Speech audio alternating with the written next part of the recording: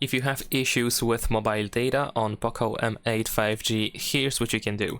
So first thing that you can do is simply reboot or restart your phone. Sometimes a simple restart does the job.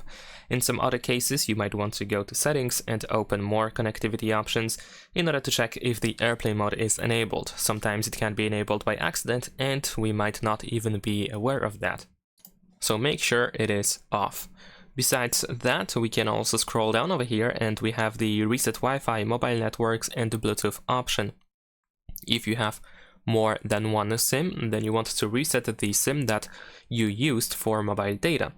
And as you can see, of course, we have these three things together. We cannot separate it, which means that if you do reset these settings, you will need to reconnect to all your Wi-Fi networks that you were connected to before, and also you will have to reconnect your Bluetooth devices. You will have to pair them again. If you decide to reset these settings, then of course we can also go to mobile networks in here. And one of the things that we can do, especially if you have two SIM cards, you want to make sure that the correct SIM is selected. You can choose it over here, or you can go to the control center and you can press and hold your finger on the mobile data button. Besides that, we can turn off and turn on mobile data. Sometimes like this simple reset also helps. You can also do the same thing here in mobile networks. You can also go to the settings of your SIM card and you can check if 5G is used.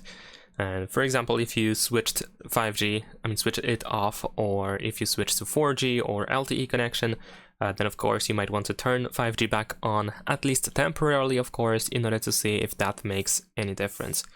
That is pretty much everything that we can do in order to try to solve your issues with mobile data.